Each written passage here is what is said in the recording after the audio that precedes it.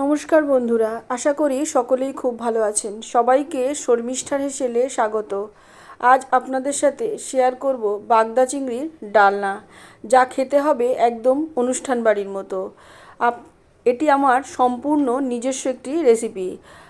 আপনারা হয়তো বিভিন্নভাবে বাগদা চিংড়ি বা গলদা চিংড়িতে বিভিন্ন রেসিপি করে থাকেন বাড়িতে, কিন্তু একবার এটি ট্রাই করে দেখবেন, দেখবেন আপনাদের সবারই খুব ভালো লাগবে। প্রথমে এখানে 700 গ্রাম বাগদা চিংড়ি ভালো করে ধুয়ে নিয়েছি।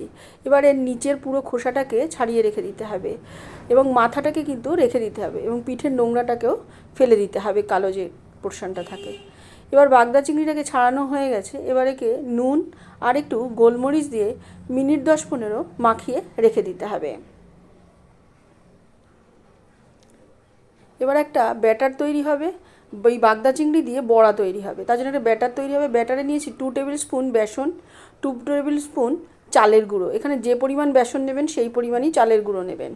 আর একটু নুন দিতে হবে হলুদ গুঁড়ো, কাশ্মীরি লঙ্কার গুঁড়ো, গোলমরিচের গুঁড়ো খুব সামান্য 2 থেকে 3 পিঞ্চ, আর নারকেল কোড়া 2 টেবিল স্পুন। এটা কিন্তু পরিমাণ যদি বাড়ে তাহলে কিন্তু এই পরিমাণগুলো বাড়বে। দিয়ে একে ভালো করে মিশিয়ে নিতে হবে। যেহেতু নারকেলটা একটু দলাদা, যে সেজন্য হাত দিয়ে আমি মিশিয়ে নিচ্ছি। ভালো করে মিশিয়ে নেবেন। আমি এখানে একটা জিনিস দিতে ভুলে গেছি, বেকিং পাউডার, সেটা পরে দিয়ে দিচ্ছি। এবার জল দিয়ে, অল্প অল্প জল দিয়ে এটাকে একটা ঘন ব্যাটার তৈরি করতে হবে। একদম এরকম ঘন ব্যাটার তৈরি করতে হবে। এবার কড়াইতে দিয়ে দিয়েছি সর্ষের তেল। রান্নাটা সর্ষের তেলেই হবে, তবে রিফাইন্ড তেলেও করতে পারেন। এবার যে বেকিং পাউডার ভুলে গিয়েছিলাম সেটা পরে দিয়ে দিলাম 1/4 চামচ, এবং সেটা দিয়ে ভালো করে মিশিয়ে নিতে হবে ব্যাটারটাকে।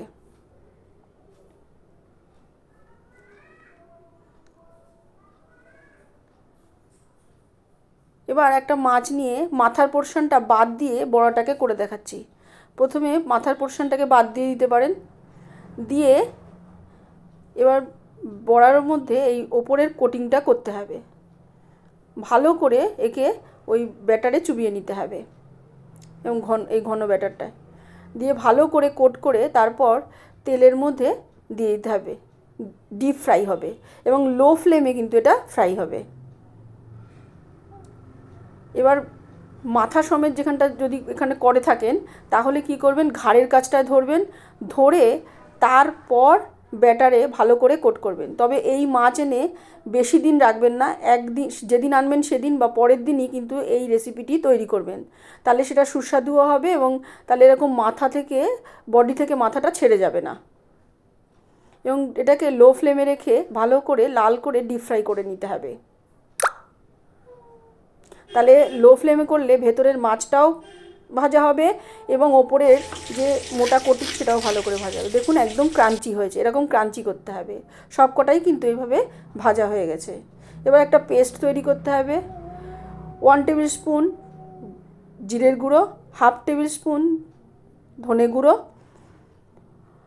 1/2 টিস্পুন কাশ্মীরি লঙ্কার গুঁড়ো, 1/2 টিস্পুন হলুদের গুঁড়ো এবং 3 থেকে 4টি কাঁচা লঙ্কা।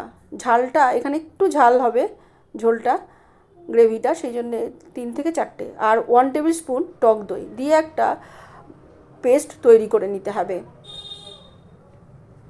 অল্প জল দিয়ে এটাকে একটা পেস্ট তৈরি করে রেখে দিতে হবে।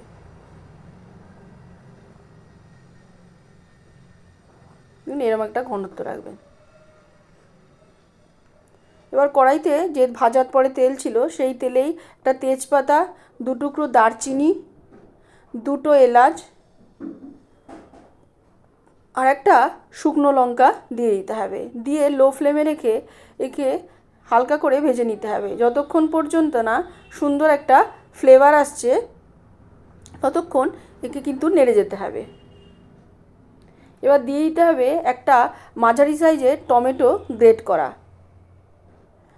দিয়ে মিনিট খানেক একে লো ফ্লেমে নাড়তে হবে। যখন দেখবেন সুন্দর কালার চলে এসছে টমেটোর মধ্যে তেলের সাথে মিশে, তখন পেস্টটাকে দিয়ে দেবেন এবং পেস্টটাকে দিয়ে 2-3 মিনিট কিন্তু কষাতে হবে। একটু নুন, পরিমাণ মতো নুন আর চিনি দেবেন।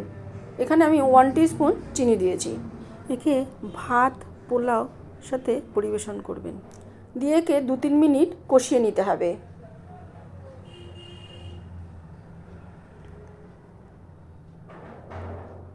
কষাতে কষাতে দেখবেন এর ওপরে তেল ভেসে উঠেছে। দেখুন তেল ভেসে উঠেছে, তখন বুঝবেন কষানোটা কিন্তু হয়ে গেছে। এই সময় দিয়ে দিতে হবে 8-10টা কাজু গুঁড়ো করা আর 1 চামচ ক্রিম, ফ্রেশ ক্রিম দিয়ে দিতে হবে।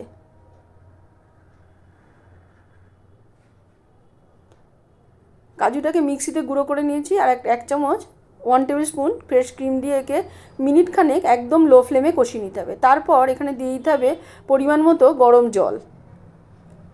দিয়ে যখন ফুটে উঠবেন ঝোলটা, তখন দিয়ে দিতে হবে মাছগুলোকে। যে বড়াগুলো তৈরি করেছি সেই বড়াগুলোকে এখানে দিয়ে দিতে হবে। দিয়ে একদম লো ফ্লেমে কিন্তু মিনিট 2-3 ফুটতে দিতে হবে। আর ঝোলটাকে যখন দেখবেন ঘন হয়ে এসছে, তখনই কিন্তু মাছগুলোকে দেবেন। মাছগুলোকে দিয়ে বেশিক্ষণ ফোটাবেন না, জাস্ট মিনিট 2 ফোটালেই লো ফ্লেমে হয়ে যাবে। দেখুন মাছগুলো দিয়ে 2 মিনিট ফোটানো হয়ে গেছে, একদম ঘন হয়ে গেছে ঝোলটা। এই সময় ঘি দিয়ে দেবেন 1 চামচ আর দিয়ে দেবেন 1/4 চামচ গরম মশলার গুঁড়ো। দিয়ে একে একটু ঢেকে রেখে দেবেন মিনিট 5। তৈরি হয়ে গেল বাগদা চিংড়ির ডালনা। এটা 1 গ্লাস ভাত আর 1 কামড় এই বাগদা চিংড়ি দিয়ে খেলে একটু নারকেল পড়বে, একটু কাঁচা লঙ্কা পড়বে, আর এই যে বেসন চালের গুঁড়ো দিয়ে ভাজে ব্যাটারটা তৈরি হয়েছে সেটার মধ্যে জুস ঢুকে অসাধারণ খেতে লাগবে। একবার কিন্তু আপনারা এটা ট্রাই করবেন। ভালো লাগলে একটা লাইক, শেয়ার এবং কমেন্ট করবেন। অবশ্যই চ্যানেলটিকে সাবস্ক্রাইব করবেন। আজ আসবো অন্য কোনো দিন অন্য কোনো রেসিপি নিয়ে। সবাই ভালো থাকবেন। পুরো ভিডিওটি দেখবার জন্য সবাইকে ধন্যবাদ।